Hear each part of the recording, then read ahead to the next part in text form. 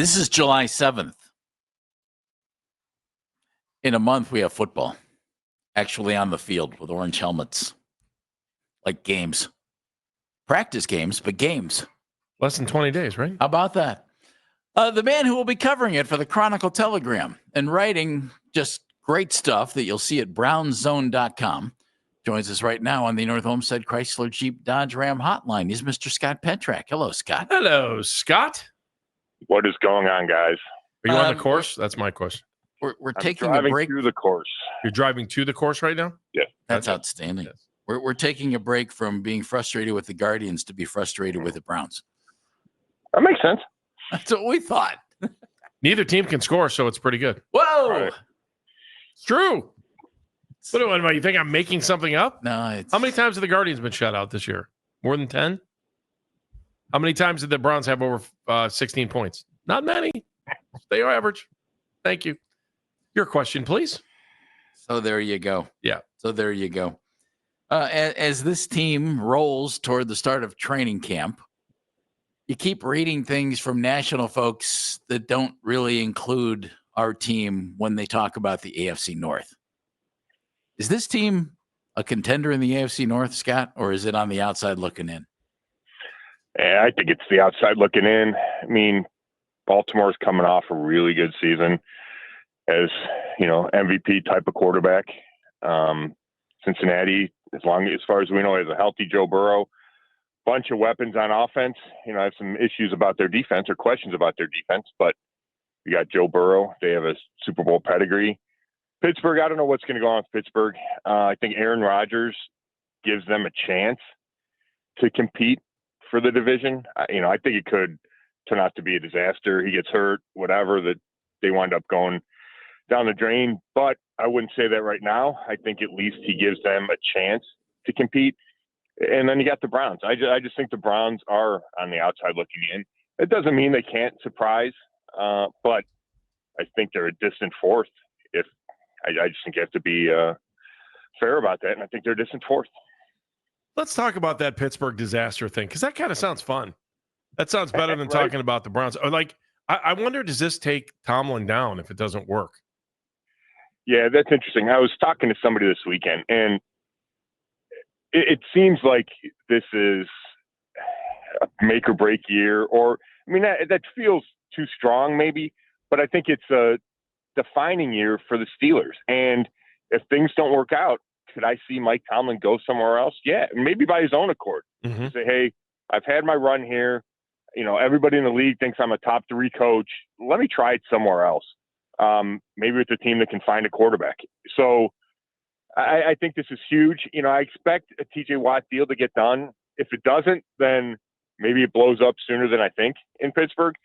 But I like DK Metcalf going there. I like the running back they got in the draft. And again, I've always thought Aaron Rodgers is unbelievable, right? And I'm not by myself on that. He's the Hall of Famer, multiple MVP, all those things. 2 years ago, I thought he had the chance to turn around the Jets. And then we saw what happened with the Achilles, and it all went sideways. He's 2 years older. He's coming off the Achilles. I don't know if he still has that ability in him, but I'm not ready to rule him out. But if he gets hurt again, or they just can't score, they don't have an alternative to Aaron Rodgers. He's got to be really good, I think, for them to hang around Baltimore and Cincinnati. And there's still questions about their offensive line. I know they made that trade for Jalen Ramsey. I think we talked about this a little bit last week. I think Ramsey's been on the decline for a while, so I don't know if he transforms that secondary. So there's questions there. But with Aaron Rodgers, and you got to figure they're going to have a good running game. They drafted a kid from Iowa, and they have Jalen Warren back. Mm-hmm. You got to figure they're going to run the football. And I'm looking for slippage, from them or from Cincinnati or from Baltimore. I don't necessarily see it, Scott. That makes it aggravating and challenging, I think, for Browns fans right now. No, I agree. Now, if you're looking for best case scenarios for the Browns, we talked about Aaron Rodgers isn't the same guy, doesn't fit, right? And they self-combust. Cincinnati, I don't know if and how they're going to resolve the Trey Hendrickson situation. and they already have issues on the defensive side of the ball. So, well, can they lose a bunch of games 38-35? Yeah, you could see that. I mean, they did that last year. So, and I think Joe Burrow would become frustrated, and Jamar Chase, there's a lot of guys there that expect that team to win, and I think there's some grumblings within the organization. When we see the holdout with the rookie draft pick, right? So, I think Joe Burrow who usually makes everything all right, or most things all right, and I think that happens again. But I don't think it's a guarantee. And if you can't trust your defense, it makes things difficult. And if you're asking them to score 40 a game, it makes things difficult. So I see potential for issues with those teams.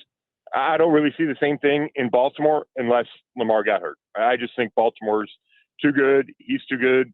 John Harbaugh's too good for them to have any kind of fall-off, because I thought they might have one last year, and they didn't. Scott, just because we haven't talked to you in a week, does it feel like I'm wondering if the Browns make decisions based on the dome? You know what I'm saying? Moving forward, where it's like, okay, well, we're going to push towards the dome on this. And the quarterback situation is one of those things that makes me think that, right? So we want to make sure that when we move out of here in 28, we have our quarterback for the future, and they've been in place in the old stadium. Is the way it's going to. Does this make sense? This conversation?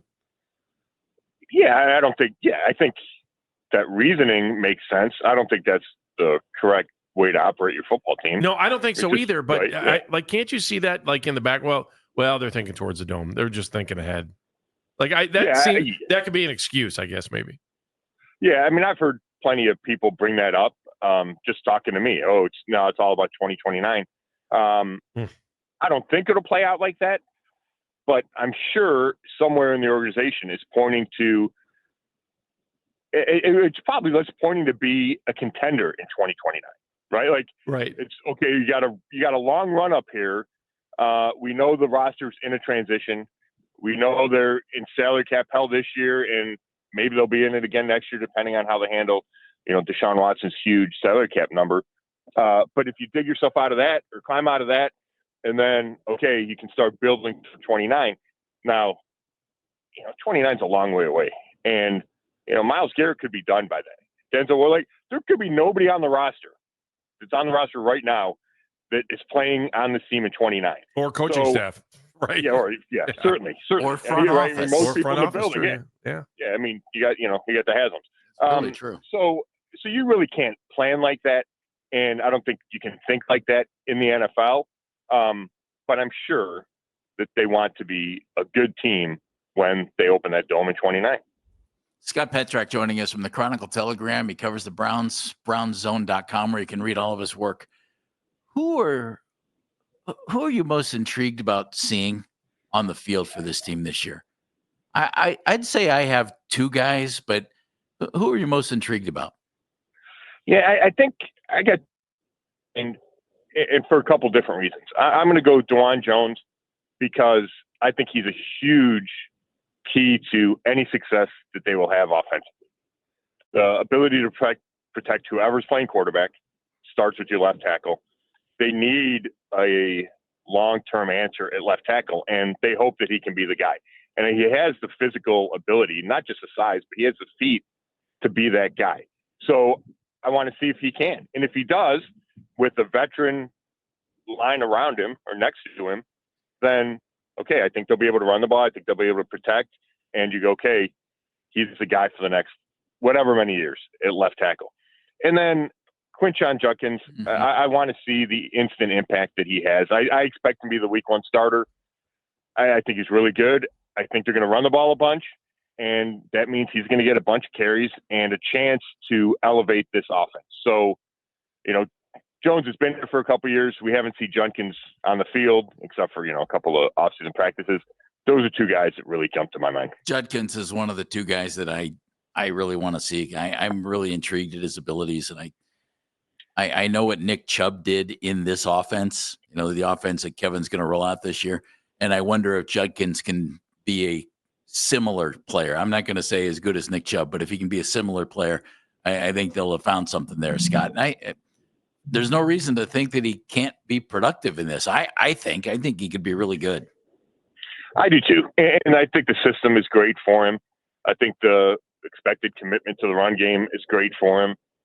Going back to some of the wide zone should fit, the linemen. I mean, we know they all complained about it last year, not pulling like they used to and not running that. I think it could energize Joe Bitonio and Wyatt Teller and Ethan Posick again, and even Jack Conklin. So I think a lot comes into play that gives Judkins a chance to be really successful early, not to mention just his talent and his physical ability. I think he's built for the position. We saw what he did at Mississippi and Ohio State. So, yeah, I think he's going to be a key piece of this offense, no doubt. When we look at battles, is kind of thinking ahead, and I don't know, I don't really want to push you 2 weeks ahead into your mind, but I'm going to. When we start thinking about battles for this, obviously it's like anything after, I guess, 3 and beyond when it comes to wide receivers, but also on the defensive side of the ball. Are there any battles, again, excluding quarterback, because we all know that's what we're going to be watching 24/7, but is there anything else you're keeping your eye on as far as, hey, this could be really interesting in camp? Yeah, I was making some notes last week about this, and I think D-line is interesting. Right, you have Myles Garrett locked in on that one side. It's the other side. Who's your number 2? Who's your number 3? They don't, they cut Obo Okaranko last week or 2 weeks ago. Were you surprised by that? So, you know what? I was surprised by the timing, not by the decision, because they signed Joey Tryon-Choyinka, they signed Okwara. They have some bodies there. I think they like Isaiah McGuire. Alex Wright's healthy again, so they have volume. But I thought it might happen, in March as opposed to now. So, but I think it's going to be interesting to see if Tryon-Choyinka or Alex Wright claims that number 2 spot. You need somebody besides Myles Garrett, obviously, to get to the quarterback off the edge. So I think that's interesting. It's going to be safety. I think they want Ronnie Hickman to win the free safety job next to Grant Delpit. But they brought in a couple of veterans in case Hickman's not healthy or not able to do it. So how does that play out? And then, you mentioned receiver. Just how does that shake out? Does Deontay Johnson play like he used to? Does Cedric Tillman stay healthy? If not, what do they do? And even if they are, then who's your number 4? Is it Jamari Thrash, some guy that, most fans haven't heard of? Well, find a spot on the roster. And I think that's completely possible. Hit him straight, my friend. We'll try. Thanks, fellas. Scott Petrak joining us.